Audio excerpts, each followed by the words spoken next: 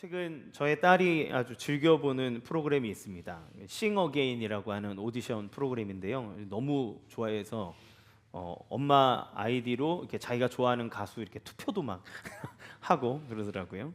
예, 그래서 요즘에 저희 딸이 어린 아이인데도 임재범 심사위원도 알고, 예, 올드 가요들 많이 아는 것 같아요. 그런데 이 프로그램은 무명 가수들이 자기의 이름을 알리기 위해서 노래하는 오디션 프로그램이에요. 그들의 노래 속에는 지난 긴 시간 동안 무명으로 지냈던 서러움, 그래서 자기의 이름으로 노래를 알리고 자기가 좋아하는 이 노래를 계속 하고 싶어하는 그런 갈망, 이런 것들을 가지고 정말 치열하게 경연을 펼치고 노래하고 이렇게 합니다. 그러니까 그들의 간절함, 그리고 삶에 살아온 서사, 이런 것들이 있다 보니까 3분 남짓되는 무대를 볼 때마다 그들의 인생이 막 파노라마처럼 펼쳐지는 것처럼 그런 감동과 여운들이 남겨지는 무대로 가득 차는 것 같아요.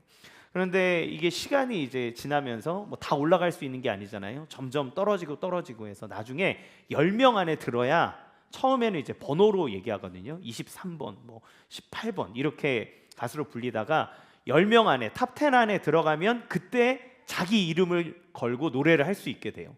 그러니까 다 탑 10으로 올라가고 싶어 해서 막 이제 경연을 하는데, 마지막 탑 10으로 이제 올라가는 마지막 그 경연을 하는 때였습니다. 이제 조를 나눠서 4명이서 노래를 불러가지고 2명이 이제 올라가는 거예요. 그런데 한 실력 있는, 여기까지 왔으니까 이제 실력이 다 어느 정도 있죠. 근데 한 실력 있는 가수가 자기 조에 너무 쟁쟁한 경쟁자들이 있는 것을 본 거예요. 그래서 급격히 자신감을 잃어가고 있는 모습이 제가 이제 보였습니다. 근데 그 가수가 노래를 이제 하는데, 제가 그 노래를 딱 들으면서 떨어지겠다 이 생각이 들었어요.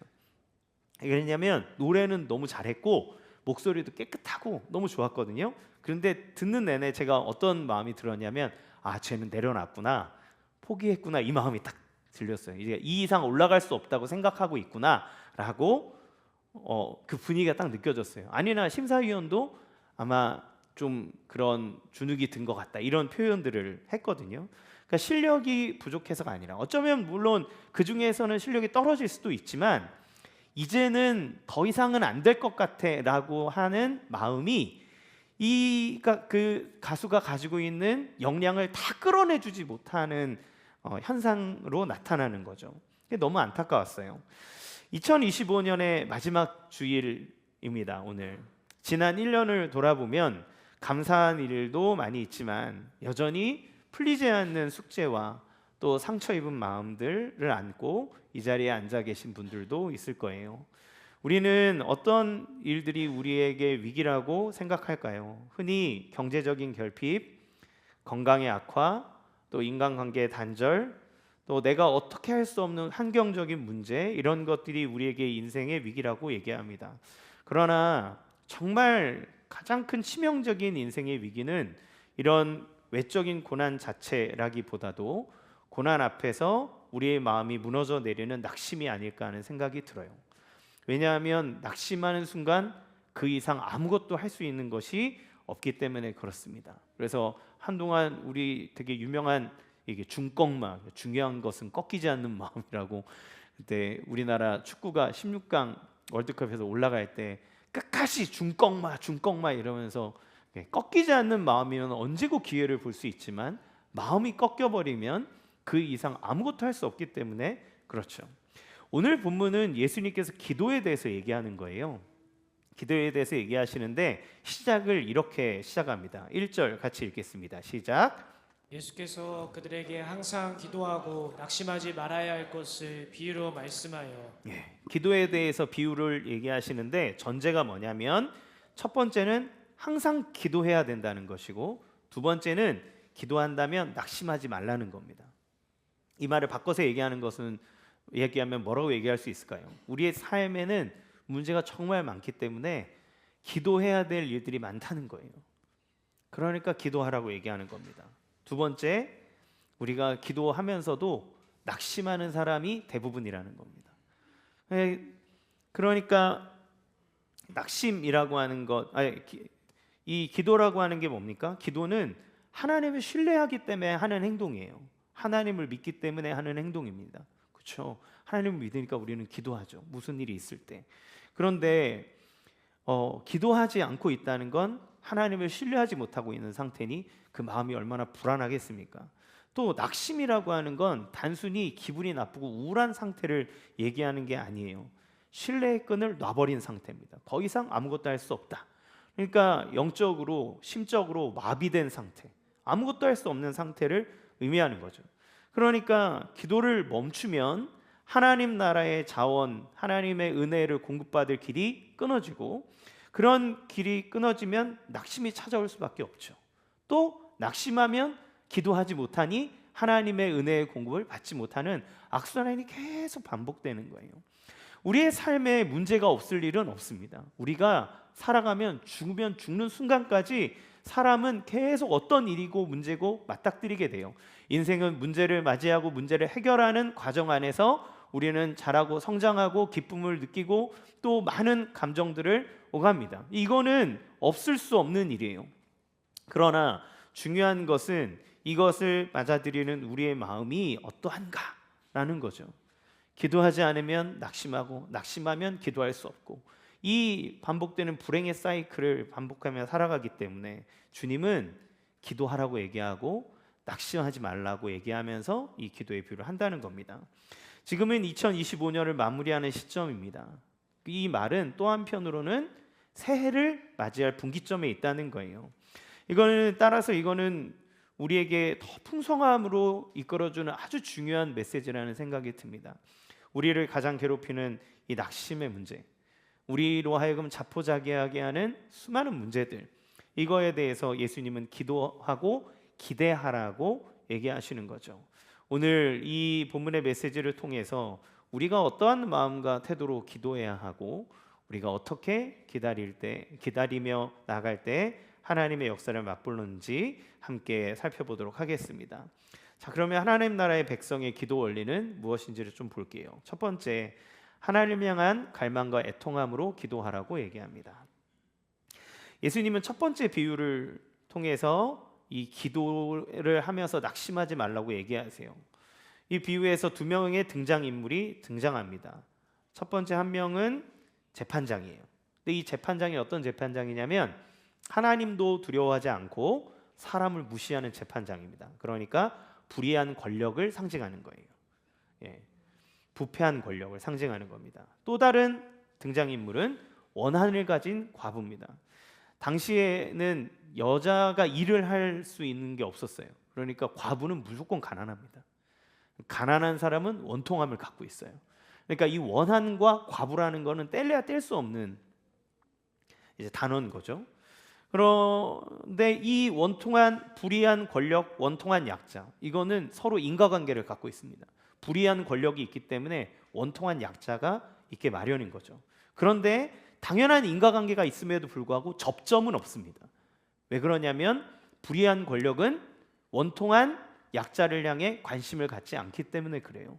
그들이 뭐 때문에 아프고 힘든지 관심을 두지 않습니다. 부패한 권력, 불의한 권력은 그저 자기가 힘을 갖기에 힘쓰고 자기가 부유해지기에 모든 관심을 갖고 있기 때문에 그래요. 그런데 과부에게는 돈도 없고 권력도 없고 백도 없습니다. 그러니 이 원통함을 풀 길이 없는 거죠. 그녀가 할 수 있는 것은 자기의 몸뚱아리 가지고 자기의 목소리를 높여서 호소하는 길, 이거 하나밖에 없는 거예요. 자, 3절에 보니까 그가 자주 그에게 가서 이렇게 얘기합니다. 그러니까 할 수 있는 게 뭡니까? 자주 그한테 간 거예요. 수시로 갔다는 거예요. 근데 이 불의한 재판장은 어떤 사람이라 그랬어요? 하나님을 두려워하지 않고 사람을 무시한다 그랬어요. 갈 때마다 얼마나 무시를 당했겠습니까? 얼마나 박대를 당했겠습니까? 얼마나 모멸감을 당했겠습니까? 그런데 이 여인이 할 수 있는 게 뭐냐면 가서 간청하고 간구하는 것밖에 할 길이 없는 거예요. 그러니까 날마다 찾아가서 계속 문을 두드리는 겁니다. 자, 그러면 어떤 결과가 왔을까요? 5절 같이 읽어보겠습니다. 시작. 이 과부가 나를 번거롭게 하니 내가 그 원한을 풀어주리라. 그렇지 않으면 늘 와서 나를 괴롭게 하리라 하였느니라. 예, 이 불의한 재판장이 원한을 풀어주겠다고 말합니다. 왜 원한을 풀어줬을까요? 귀찮아서 그랬을까요? 여기에서 늘 와서 나를 괴롭게 하리라 이렇게 얘기하니까 귀찮아서 들어줄 거라고 생각하는데 그게 아니라 이 나를 괴롭게 한다는 말은 원어의 의미가 내 밑에서 내 눈두덩이를 이렇게 친다는 의미예요. 예. 그러니까 이 여자가 자꾸 나한테 와서 이렇게 얘기를 하면 내 권력에 문제가 생기겠다라고 느낀 거예요. 내가 피해를 보겠다. 이렇게 있다가는 나한테 피해를 보겠다. 그러니 내가 얘 거를 빨리 들어줘야 내가 편하게 살 수 있지 않겠냐. 내 신상에 문제가 없지 않겠냐라고 하는 거죠. 여러분 우리 사회에서도 약자가 계속 탄원을 하다 보면 어떤 일이 일어납니까? 예, 갑자기 여론이 형성이 되고 그러면 이게 막 급물살을 타고 갑자기 뉴스에서 방영이 되고 그러면 이게 막 바뀌는 거예요. 내가 갖고 있던 기반이 막 흔들리는 일이 일어나는 거죠.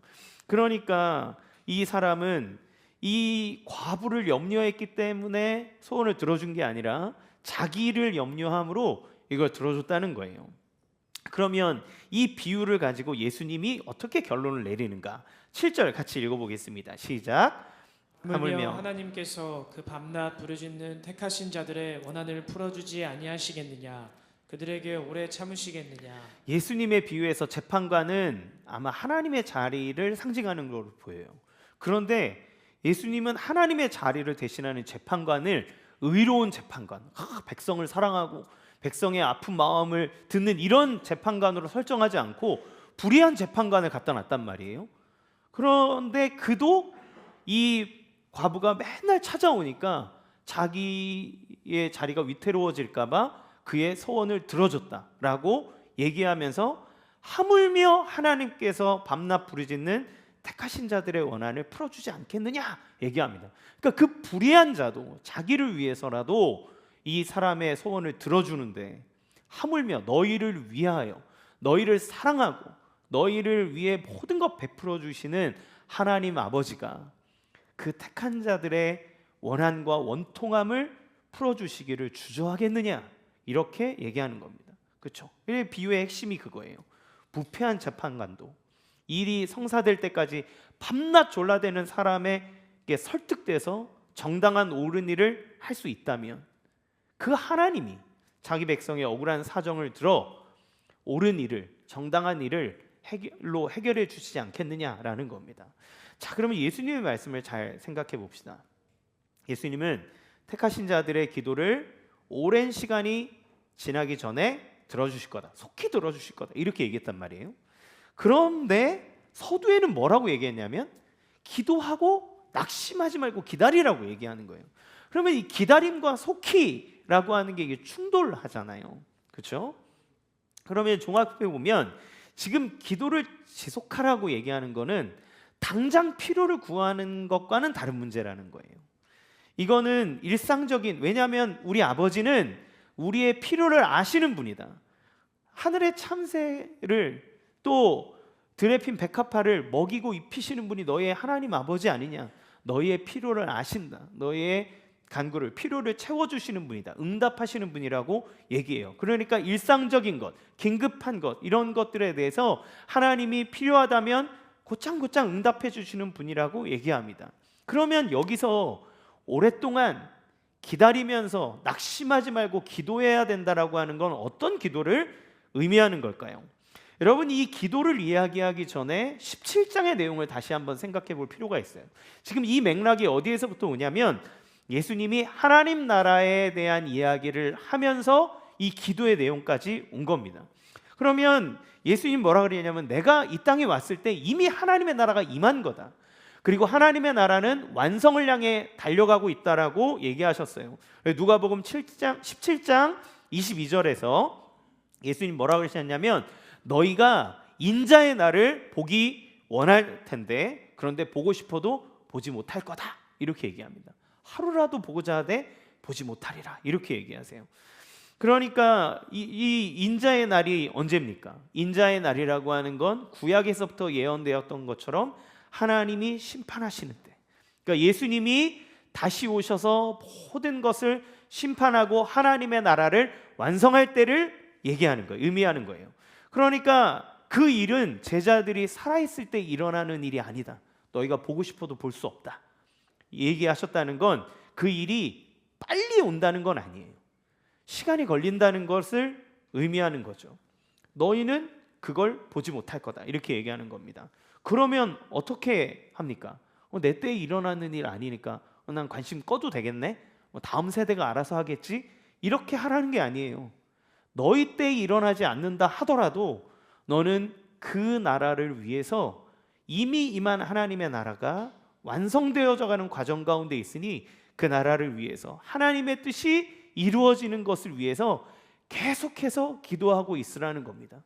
불의한 세상 속에서 하나님의 정의와 하나님의 사랑이 실추된 것처럼 보이는 이 세상 속에서 하나님의 나라와 하나님의 뜻이 온전히 이루어지도록 기도하고 있고 낙심하지 말라고 얘기하는 거예요.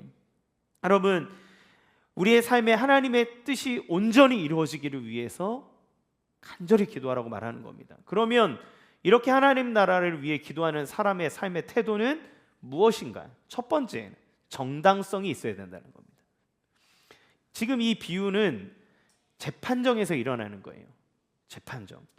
그러니까 판결을 내리는 재판관 앞에서 나의 원통함, 억울함을 풀어달라고 얘기하는 겁니다. 그러니까 예수님이 말하는 이 비유에서는 하나님의 백성들이 그분의 판결을 기다리는 법정 소송을 한 당사자 같다고 얘기하는 겁니다. 그러니까 그의 원통함을 풀어준다는 것. 그러니까 과부가 와서 내 원통함을, 이 원한을 풀어주세요라고 얘기하는 것은 뭐예요? 부정한 일을 덮어달라는 얘기를 하는 게 아니잖아요. 정당한 것을 옳게 바로잡아 주세요라고 탄원하는 겁니다. 그런 얘기는 무엇입니까? 하나님 나라를 위해 기도하는 성도의 기도는 정당성이 있어야 된다는 거예요. 우리가 기도할 때, 우리가 보통 이 말씀을 가지고 큐티하고 묵상할 때 제일 먼저 가져가는 걸 지속하고 끈기 있는 기도에만 맞춥니다. 그런데 그 전에 필요한 게 뭐예요? 우리의 기도가 정당한가? 우리의 기도가 하나님의 뜻에 합당한가를 생각해야 된다는 겁니다. 정당하지 않은 기도를 우리가 지속한다고 하나님 들어주시지 않는 거예요. 7절에 보면 택하신 자들의 원한을 풀어준다고 하셨습니다. 그 얘기는 무슨 의미입니까? 우리가 하나님의 뜻을 구하고 하나님 나라를 위해 하나님의 뜻대로 살아가면 세상에서 원통한 일을 당하게 된다는 거예요. 하나님의 뜻대로 살기 위해서 몸부림치면 쉽지가 않습니다. 여러분, 원수를 사랑해야 돼요. 정직해야 돼요. 성실해야 돼요. 올바라야 돼요. 여러분, 쉬운 일이 아니에요. 우리 가운데 얼마나 많은 유혹이 있습니까? 우리가 이익을 하기 위해서 편취하고 잘못된 방법을 하려고 하는 유혹들이 얼마나 많습니까? 근데 우리가 하나님 앞에 기도할 때 하나님의 뜻이 우리의 삶 가운데 이루어 주십시오. 주님도 주의 기도문에서 하늘의 뜻이, 당신의 뜻이 하늘에서 이루어진 것처럼 이 땅 가운데 이루어 주십시오라고 기도하라 그랬잖아요. 우리의 삶 속에 하나님 앞에 간절하게 기도해야 되는데 하나님의 뜻이 우리 가운데 이루어지기를 기도하라는 거예요. 정당한 기도는 그겁니다. 그러면 이게 얼마나 힘드냐면, 제가 학교 다닐 때 시약점 맞은 게 하나 있습니다. 그 시험을, 인사관리였던 것 같아요. 그런데 시험을 이제 보는데 학생이 많았거든요. 학생이 많은데 교수님이 들어와서 시험 감독을 하는데 100명이 넘는 학생이 쫙 앉아 있는데 저 앞에 딱 앉더니 미동을 안 하는 거예요. 신문만 계속 쳐다보는 거예요. 시험 치는 내내. 그러니까 시험을 이렇게 막 치다가 한두 명씩 이렇게 보더니 교수가 안 움직이고 가만히 있으니까 두리번 하면서 이렇게 하나씩 책을 꺼내서 이제 보기, 아예 책을 막 옆에다 펴놓고 이렇게 막 시험을 치는 거예요. 그래서 제가 시험을 이렇게 막 치다가, 여러분 시험 치다 보면 생각 안 나는 구간이 나오잖아요. 하다가 갑자기 탁 막히는 거예요. 근데 막히면 보통은 이렇게 다시 복귀하고 생각하고 이러면서 그걸 써내려가야 되는데, 이놈도 보고 저놈도 보고 저놈도 보고 있으니까 제가 마음에 이제 막 갈등이 오죠. 이것만 하나만 하면 막 다 풀릴 것 같은데 어떡하지? 근데 제가 학점을 잘 받으려면 얘도 하고 쟤도 하니 나도 펼쳐봐야 될 거 아닙니까? 그런데 제가 캠퍼스에서 순장으로 살고 있고 복음 전하고 살고 있고 예배하고 있고 내 손원들에게 말씀을 가르치고 하나님의 뜻대로 살자고 하는 사람인데 내가 성적을 잘 받기 위해서 우리 그때 막 컨닝하지 말자는 캠페인, 우리 믿음으로 정직하게 시험 치자 뭐 이런 거 하고 있었거든요. 근데 제가 거기에서 그걸 할 수는 없잖아요. 하나님 미칠 것 같아요. 그게 생각이 이제 안 나는 거예요. 생각이 안 나. 왜냐하면 다 보고 있으니까 볼까 말까 막 이런 거죠. 그러니까 제가 이 유혹이 너무 세게 오니까 하다가 모르는 건 네모칸 치고 그냥 막 어떻게 이렇게 쓰다가 너무 보고 싶은 거예요. 사람인지라 미치도록 보고 싶은 거예요. 미치도록 보고 싶어서 빨리 막 쓰고 팍 내버리고 도망 나왔습니다. 어떻게 됐을까요? 앞에 얘기해드렸죠. 시약점 나왔습니다. 제가 보고 젠장 D나 나오지 차라리 재수강이라도 하게. 이게 우리가 너무 억울한 거예요. 짜증이 나는 거예요. 화가 나는 거예요. 그 교수가 원망스럽고 왜 감독을 제대로 안 해서 사람들이 미혹에 빠지게 하고 나를 이렇게만 이런 막 마음이 막 드는 거죠. 그거 제가 하나님의 뜻대로 지켰다고 성적이 갑자기 막 하나님이 막 갑자기 A로 바꿔주지 않습니다. 그냥 C로 그대로 있는 거예요. 근데 하나님 앞에 기도하는 그 성도의 삶 속에 하나님이 요구하시는 건 뭐냐면 정당함이에요. 하나님의 뜻이 이루어지기 위한 정당함. 그러면 가슴이 아픕니다. 여러분, 가정의 화평함과 하나님의 나라를 이루기 위해서 저 배우자가 왼수같이 굴어도 때로는 용서하고 기도해야 돼요. 그리고 하나님 앞에 원통함을 풀어내야 되는 겁니다. 내 삶 속에 정말 주의 뜻대로 살기 위해서 몸부림치는 애통함이 있어야 된다고 얘기하는 거예요. 그런데 주님이 이런 얘기를 하셨어요. 산상수훈에서 마태복음 5장에 보면 8복, 8가지 복에 대해서 예수님이 얘기합니다. 첫 번째가 심령이 가난한 자는 복이 있다. 그가 천국이 절 것임이라고 얘기했고, 두 번째 복을 이렇게 얘기합니다. 마태복음 5장 4절 읽겠습니다. 시작. 애통하는 자는 복이 있나니 그들이 위로를 받을 것이미요. 예, 애통하는 자가 복이 있대요. 애통하는 자. 누가 애통합니까? 하나님의 뜻을 위해서 눈물을 흘리는 자. 하나님의 뜻이 이루어지기 위해서 간절히 구하는 자. 그는 삶의 애통함을 당하는 거예요. 눈물을 흘리는 거예요. 그런데 주님이 그 사람은 복이 있대요. 왜냐하면 그는 반드시 위로를 받을 것이기 때문에 그렇습니다. 여러분, 우리에게 이런 애통함이 있습니까? 주님이 도와주지 않으면 정말 살아갈 수가 없습니다. 하나님의 뜻대로 살기 위해서 하나님을 향하여 애통하여 눈물을 흘리며 기도하는 삶이 우리에게 간절히 필요하다. 그 모든 것을 판단하는 그때 하나님이 그걸 보신다고 얘기하는 거예요. 하나님은 우리에게 절박한 이 마음, 애통하는 부르짖음을 기다린다고 얘기합니다. 애통하는 자는 어떤 사람입니까? 삶의 문제를 직면할 줄 아는 사람이에요. 회피하지 않습니다. 애통하는 사람은 도망다니지 않아요. 애통한다는 건 가슴 아파한다는 거잖아요. 가슴 아파한다는 거는 그걸 해결하고 싶어하는 간절한 열망이 있다는 거예요. 예를 들어 봅시다. 지금은 사람들이 점점 회피하는 시대를 살아요. 부부간의 갈등이 있다고 생각해 보세요. 친구와의 갈등이 있다고 생각해 보세요. 우리는 대부분 어떤 방식을 생각하냐면 그냥 외면해 버립니다. 말을 안 하든지 아니면 막 아내랑 갑자기 막 탁 갈등이 생기려고 그러면 갑자기 컴퓨터 딱 켜고 오락 세계로 들어가 버려요. 쇼츠를 열심히 보면서 자기가 그 중독 안에서 도파민 나오는 걸로 기분 잠깐 얻고 그 다음에 아무것도 아닌 것처럼 사람을 대하고 말아버립니다. 애통하는 사람은 어떤 사람이에요? 이게 문제라고 인식하는 사람이에요. 문제라고 인식하는 사람은 그걸 직면하려고 합니다. 하나님 앞에 애통한다는 건 이 문제를 풀고 싶습니다. 하나님의 도움이 필요합니다. 하나님의 화목의 뜻, 하나님이 주시는 평강의 은혜가 나의 삶 가운데 나타나기를 원합니다. 내가 이 삶 속에 하나님의 뜻대로 살아가는 이 모든 과정 안에 하나님의 영광을 드러내는 일들이 일어나기 원합니다라고 하는 문제를 직시하는 자세를 갖는 거예요. 여러분, 우리는 기도가 소극적이고 삶을 외면하는 것으로 생각하지만 아닙니다. 기도하는 건 적극적인 삶의 태도예요. 기도하는 사람은 허투루 살지 않습니다. 기도하는 사람은 책임을 회피하지 않습니다. 기도한다는 것 자체가 자기가 책임을 떠안는다는 거예요.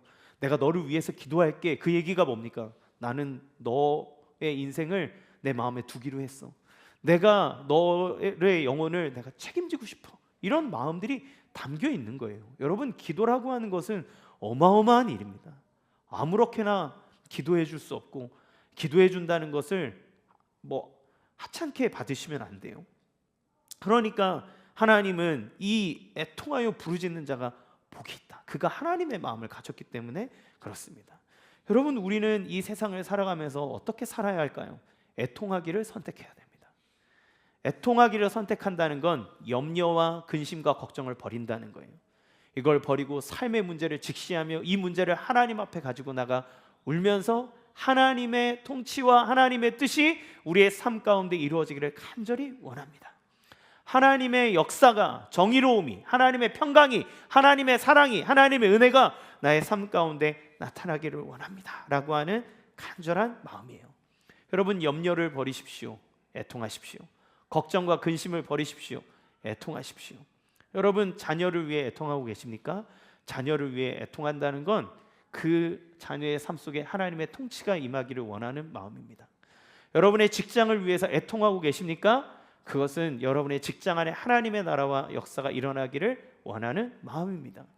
여러분, 가정을 위해서 애통하고 계십니까? 하나님의 뜻이 우리의 가정 가운데 일어나기를 간절히 소원하는 마음으로 부르짖는 거예요. 여러분, 주님은 이 애통하는 마음을 원한다 그랬어요. 그 정당성, 그러니까 하나님 나라를 위한 그 애통하는 기도는 정당성을 확보합니다. 하나님의 뜻이기 때문에 그래요.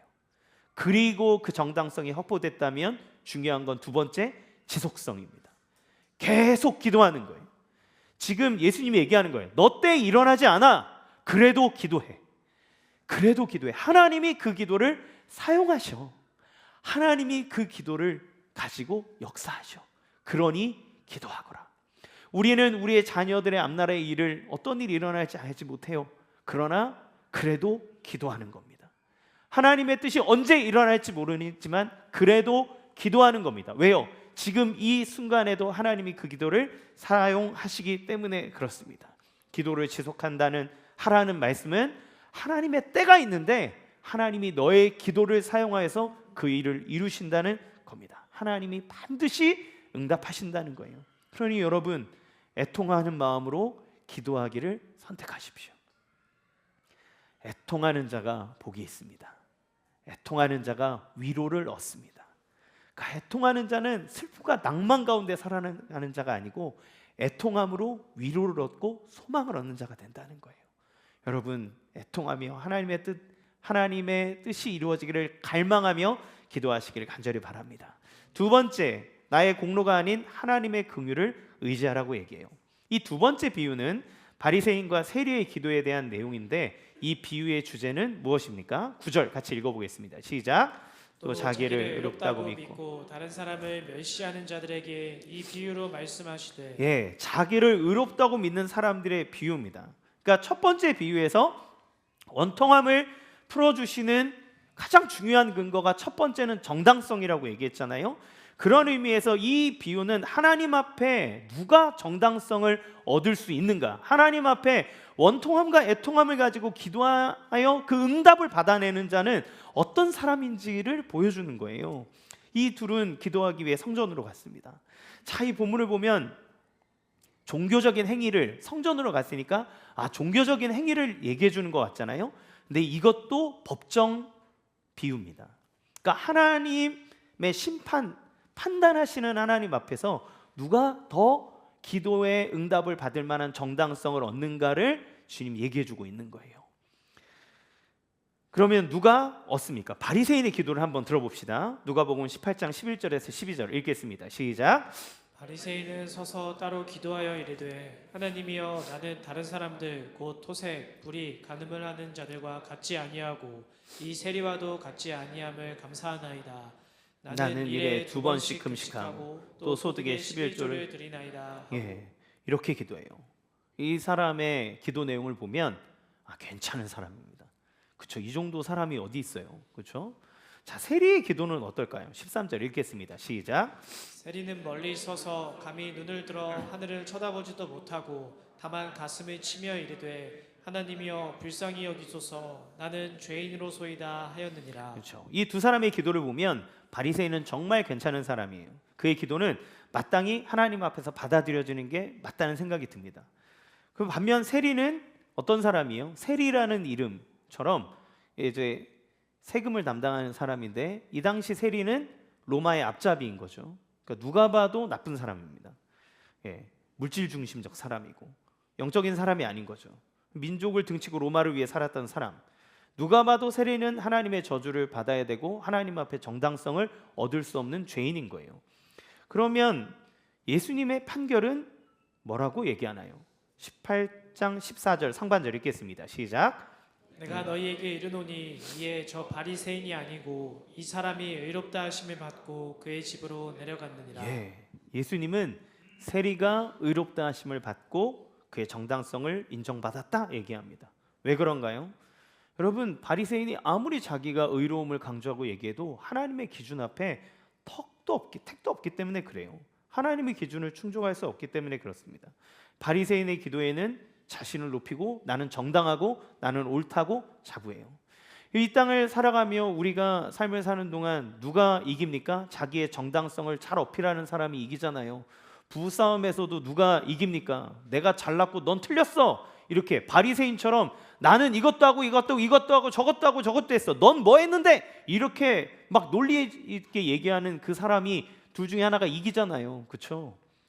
그렇게 자기의 의로움을 막 드러내서 내가 더 잘났다고 얘기하는 그 사람.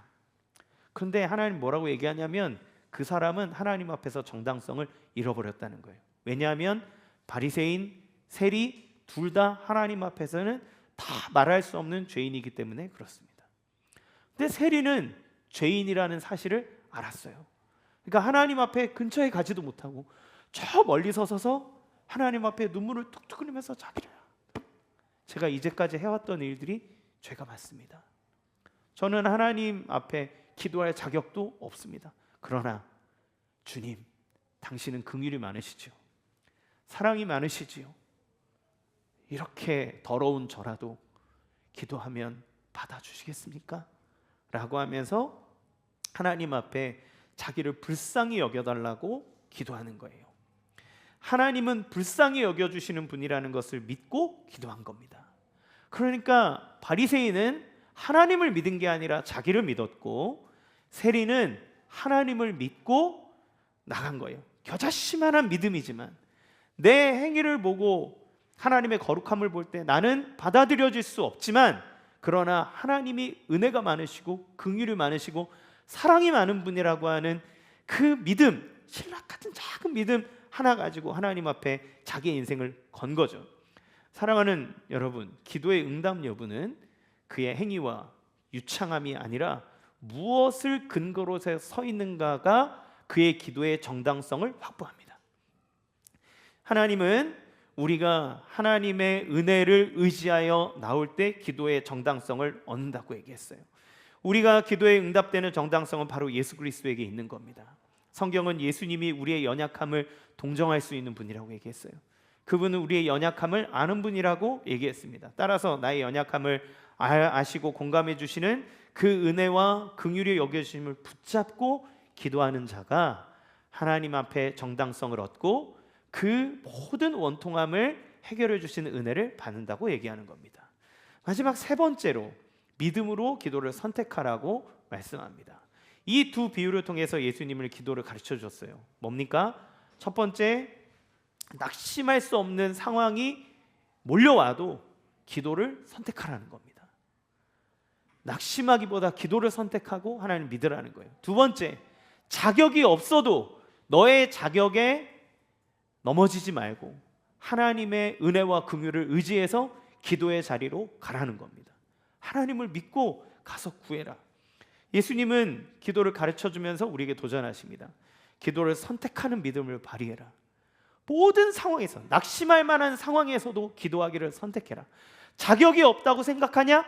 괜찮다. 그래도 너를 구원하고 너를 긍휼히 여기는 하나님을 믿고 의지하며 기도의 자리로 나가라. 우리가 나가는 보좌는 은혜의 보좌이기 때문에 그래요. 하나님의 살아계심을 믿고 기도의 자리를 지키는 의지적인 선택을 해라 얘기하는 겁니다. 여러분, 한 예수님께서 말씀하시는 믿음의 능력이 얼마나 강력합니까? 17장 6절 말씀 읽겠습니다. 시작. 주께서 이르시되 너희에게 겨자씨 하나일 만한 믿음이 있었더라면 이 뽕나무더러 뿌리가 뽑혀 바다에 심기어라 하였을 것이요 그것이 너희에게 순종하였으리라. 예수님 얘기하실 때 겨자씨만한 믿음이라도 그걸 사용해서 하나님을 믿고 기도의 자리에 나간다면 너의 안에 기적 같은 일들이 일어난다는 거예요. 여러분, 믿음 사용한다는 건 뭡니까? 기도한다는 거예요. 하나님을 신뢰하는 행위가 기도니까 기도하라는 거예요. 우리는 선택할 수 있습니다. 인생을 살아가면서 우리는 수많은 선택을 하면서 살잖아요.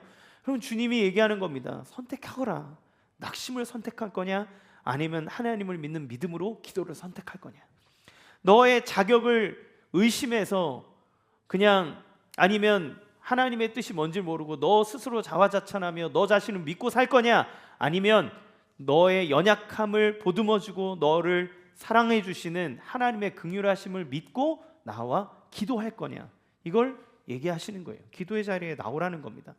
낙심의 파도가 몰아칠 때 감정을 따르지 않고 하나님의 약속을 믿기로 결정하는 것. 그래서 의지를 들여 기도하기를 선택하는 믿음, 이게 마지막 때에 주님이 찾으시는 믿음이라고 얘기하는 거예요. 그런데 문제가 있어요. 신앙생활 좀 해보신 분들은 이 원리를 웬만하면 다 압니다. 하는데 기도 안 한다는 게 문제예요. 몰라서 안 합니까? 아니죠. 기도해야 되는 건 알아요. 어느 교회를 다 가보십시오. 부흥하는 교회, 뭐 작은 교회, 뭐 어느 교회를 가도 기도하지 말라는 교회는 없어요.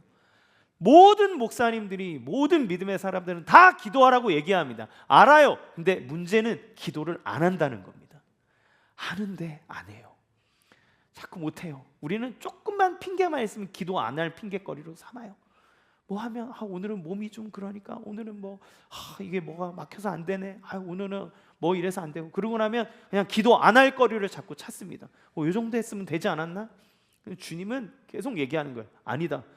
계속해서 기도하기를 선택하고 기도의 자리를 가라는 겁니다. 여러분, 왜 기도하지 못할까요? 우리가 첫 번째, 우리 내면에는 자기 신뢰라고 하는 우상이 견고하게 자리 잡고 있기 때문에 그래요. 희한해요. 그렇게 실패했으면서 자기가 하는 대로 했을 때 그렇게 망가져 놓고 그렇게 상처받아 놓고, 그런데도 여전히 자기 자신을 신뢰하면서 하나님 앞에 무릎 꿇기를 거부합니다. 그리고 외면하면서 살아요. 눈 가리고 자기에게 잠깐의 즐거움을 주고 도파민 뿜뿜 퍼서 나를 잠깐 기쁘게 해줄 그 뭔가를 찾으면서 하나님께 무릎 꿇지 않는 거예요. 우리는 하나님 어떤 문제가 생기면 하나님 앞에 무릎 꿇고 기도하기보다 검색창부터 찾고, 이제는 AI한테 물어보고, 하나님의 긍휼을 구하고 하나님에게 도움을 구하기보다 인맥 찾고 통장 잔고 찾고 대출 찾고 그거부터 하잖아요. 근데 여러분, 우리가 역대상 지금 말씀을 읽고 있습니다. 역대상 말씀을 읽고 있는데, 역대상에 보면 다윗이 왕이 되어서 승승장구하더라. 그가 가는 곳마다 그를 두려워하고 그가 하는 모든 일들이 형통하더라. 근데 다윗이 뭐라고 얘기하냐면, 블레셋이 쳐들어와요. 다윗이 하나님 앞에 묻습니다. 하나님, 치러 갈까요 말까요? 하나님, 쟤들이 오는데 어떻게 할까요? 왕이 되었음에도 불구하고 모든 순간의 일들을 하나님 앞에 묻고 하나님 앞에 질문하고 하나님 앞에 계속 아뢰입니다. 그의 삶 속에 하나님의 음성을 어떻게 들었는지 모르지만 그의 삶에 훈련된 것은 하나님에게 묻고 하나님에게 기도하고 하나님이 하라는 대로 하는 거예요. 그러니 그의 무수한 시간 동안 왕이 되는 시간까지 기다린 것 아닙니까? 두 번째, 즉각적인 보상에 길들여진 우리의 조급함 때문에 그렇습니다. 특별히 우리나라 사람, 이게 인터넷이나 이런 거에 이렇게 올라가는 것만 쳐다봐도 막 열불나요. 팍팍 바뀌어야지. 이걸 기다리게 한단 말이야. 2분, 3분, 3초, 5초 막 미쳐버립니다. 미쳐요. 우리나라 사람들은 바로 돼야 돼요. 안 그러면 답답해 못 기다립니다. 그런데 여러분, 성숙함과 더 나은 인격을 위해서 우리는 기다림의 시간을 반드시 보내야 돼요.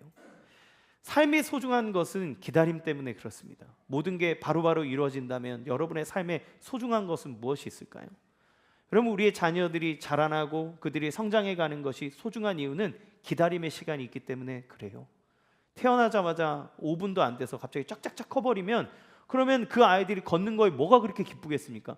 그 아이들이 말하는 게 뭐가 그렇게 대견해 보이고 기쁘겠습니까? 그런데 우리는 막 기다렸더니 애가 막 뒤집어요. 기다렸더니 애가 막 일어났다가 넘어졌다. 그러니까 일어나서 두세 발자국 걷으면 기뻐요. 아빠, 엄마 막 얘기하면 기뻐요. 왜 이게 기쁩니까? 그 아이가 사람이 되는 과정에 기다림의 시간이 있기 때문에 그래요. 아이가 태어나면 어렸을 때는 울면 저 빨리 먹여주고 하면 똥 빨리 닦아주고 막 얼레주고 이거 해요. 근데 아이들이 자라고 성장하잖아요. 그다음부터는 부모님이 뭐를 가르쳐 주냐면 기다림을 가르쳐 줍니다. 사탕 먹을래? 아니야, 기다려. 지금은 먹는 게 아니야. 이 밥을 다 먹고 난 다음에 먹는 거야. 나 이거 할래? 아니야, 기다려. 지금은 저 선물을 할 때가 아니야. 너 생일까지 기다릴래? 아니면 어느 날까지 기다릴래?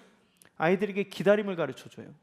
왜냐하면 그 기다림이 그 아이를 성숙하게 만들고 그 아이가 참 사람 되게 만들기 때문에 그렇습니다. 하나님이 우리에게 기다림의 시간을 주신 것은 우리를 괴롭게 하기 위함이 아니라 하나님의 사랑이 모든 사람 가운데 충만해지게 하기 위해서입니다. 왜 하나님 심판 안 해줍니까? 막 얘기하지만 여러분 지금 심판 감당할 수 있으세요? 네.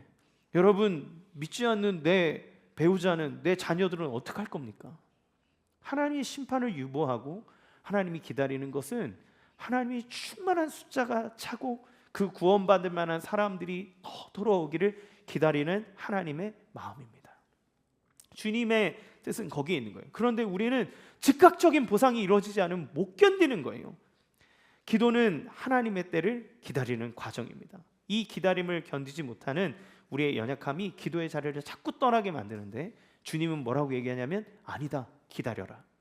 그러니까 기도하고 있으라고 말하는 겁니다. 그러니 예수님이 이렇게 얘기하는 거예요. 누가복음 18장 8절 하반절 시작. 그러나 인자가 올 때 세상에서 믿음을 보겠느냐? 너희가 그 기도를 선택하는 믿음을 내가 볼 수 있겠냐? 없다는 거예요. 그거를 선택하는 사람이 많지 않다는 거예요. 다 낙심하고 자빠질 거라는 거예요.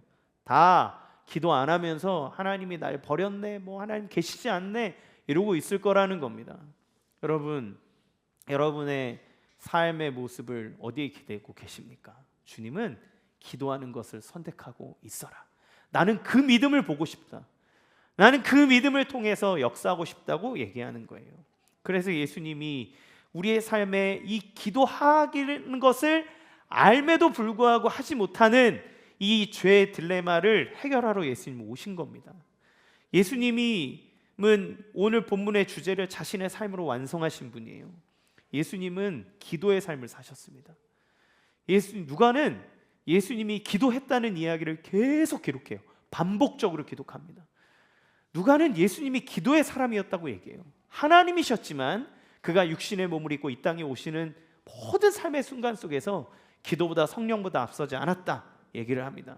그가 하나님의 나라와 하나님의 뜻이 이루어지기 위해서 기다리신 분이에요. 태어나자마자 십자가 어디 있어? 빨리 십자가 못 박히고 부활해서 올라가야 돼. 이렇게 하신 게 아니라 요한복음 2장에 보면 가나혼인 잔치의 내용이 나와요. 가나혼인 잔치에 포도주가 떨어지니까 예수의 어머니 마리아가 하인들한테 예수한테 갖다 줘봐라 얘기합니다. 예수님 뭐라고 그러냐면 여자여, 어머니 왜 그러십니까? 아직 내 때가 이르지 않았습니다. 내가 하나님의 뜻에 따라 메시아의 그런 능력을, 그 사역을 해야 될 때가 아직 오지 않았습니다 라고 하면서 얘기해요. 그러나 그 일에 순종함으로 하시지만 때를 얘기합니다. 예수님 30년을 기다리시는 거예요. 하나님의 뜻이 이루어지는 때까지. 하나님의 뜻이 이루어지는 날을 위해서 기다리시는 동안 뭐 하셨겠습니까? 기도하셨다는 거예요. 기다리시는 겁니다. 하나님의 뜻이 이루어지도록. 예수님은 십자가에 달리시기 전에 겟세마네 동산에서 과부가 원한과 원통함을 가지고 기도했던 것보다 훨씬 더 큰 원통함을 가지고 하나님 앞에 기도하셨어요. 땀방울이 핏방울이 될 때까지 이 죄와 사망의 굴레에 빠져있는 이들, 그들의 모든 죄를 담당해야 되는 이 원통함과 아픔을 두고 하나님 앞에 기도하셨습니다. 주님은 십자가 위에서는 세리가 구했던 긍휼을 얻게 하기 위해서 나의 하나님 어찌하여 나를 버리셨나이까 라고 절규하며 기도하셨습니다. 주님이 우리가 하나님에게 받아들여질 정당성을 얻게 하시기 위해서, 우리가 하나님 앞에 참 기도의 응답을 누리게 하기 위해서 예수님이 우리가 기도하지 못하는 이 죄성, 우리의 우상, 우리의 연약함을 다 짊어지고 당신의 삶을 사시고 십자가를 지셨다는 것을 얘기하는 거예요. 따라서 우리가 이렇게 기도하지 않는 삶에도 불구하고 다시 하나님 앞에 기도하러 나가서 하나님 긍휼히 여겨주세요, 도와주세요, 나를 불쌍히 여겨주세요 라고 기도할 수 있는 근거는 어디 있는 줄 아십니까? 예수님이 우리를 위하여서 죽으셨고 정당성을 확보해 주셨고 우리를 위해 기도의 길을 열어주셨기 때문에 그래요. 그러므로 우리는 자꾸 기도의 은혜를 까먹고 세상 방식으로 살아가다가도 다시 주님 앞에 나와 엎드리고 기도하면 우리의 기도를 받아주시는 은혜를 누리게 되는 겁니다. 주님은 우리의 연약함을 아십니다. 그래서 우리가 기도조차 할 힘이 없을 때 우리를 위해서 말할 수 없는 탄식으로 친히 우리를 위해서 성령님이 간구한다고 얘기하세요. 예수님은 우리의 중보자가 되어주셔서 하늘의 보좌 우편에서 우리를 다스리시지만 동시에 우리를 위하여 간구하는 분이라고 성경은 이야기합니다. 주님이 끝까지 간구하시는 애통하는 기도가 있기 때문에 우리는 하나님의 뜻대로 살지 못하는 연약함이 있음에도 불구하고 우리가 기도할 때마다 하나님의 응답을 얻을 수 있는 정당성을 확보하는 거예요. 우리가 하나님 앞에 나아가 눈물을 흘리며 기도하고 지속할 수 있는 근거를 얻는 거예요.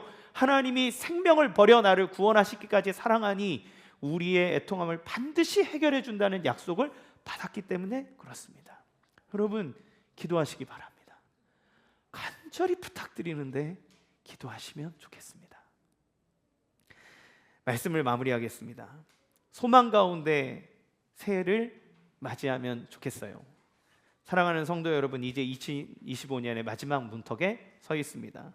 올해 여러분을 낙심하게 했던 문제는 뭡니까? 여전히 이게 탈탈탈 털어지고 가야 되는데 이 문제가 자꾸 2월 돼요. 2월 돼서 내년에 내 기도 제목란에 계속 채워집니다. 여러분, 이거 어떡합니까? 주님이 얘기하는 거예요. 기도해라. 기도의 자리를 선택해라. 기도는 문제보다 크신 하나님을 바라보는 시간입니다. 우리가 그리스도를 믿는 믿음 안에서 기도를 멈추지 않는다면 하나님이 그 원통함을 풀어주시는 은혜를 반드시 경험할 줄로 믿습니다. 우리가 그리스도의 은혜를 의지하고 나갈 때 기도의 정당성을 확보합니다. 하나님의 은혜가 우리에게 있음을 보게 됩니다. 낙심하지 마십시오. 단순히 위로의 말이 아니라 만왕의 왕이신 예수님의 명령입니다. 낙심하지 말고 하나님에게 엎드려라. 하나님이 너에게 역사한다. 과부처럼 간절하게 하나님 나라의 공의를 구합시다. 하나님의 뜻을 구합시다. 여러분, 이번 가정에서 기도하는 것도 중요하지만 특별히 교회로 오셔서 기도하세요. 금요기도회 할 때 여러분 그 기도의 자리에 오셔서 여러분의 마음에 있는 모든 것들을 다 털어놓으시기 바랍니다. 이번 송구영신 예배는 한 해를 마무리하고 새해를 맞이하는 시간이에요. 예배하는 겁니다. 우리의 마음을 토로하고 기도하는 시간을 가질 겁니다. 여러분, 그 시간에 나와 하나님 앞에 간절한 마음으로 기도하세요. 하나님께서 여러분에게 위로를 주실 겁니다. 새해에는 내 힘을 의지하던 교만을 내려놓고 세리처럼 낮은 마음으로 주님의 긍휼하심을 구합시다. 과부처럼 주님이 아니면 안 됩니다라고 하는 애통하는 마음을 가지고 우리의 삶을 올려드리며 기도합시다. 하나님이 우리의 삶 속에 놀라운 빛으로 인도하실 것입니다. 그러한 소망의 새해를 맞이하기를 주님의 이름으로 간절히 축원합니다. 이 시간 함께 찬양하겠습니다. 우리 오늘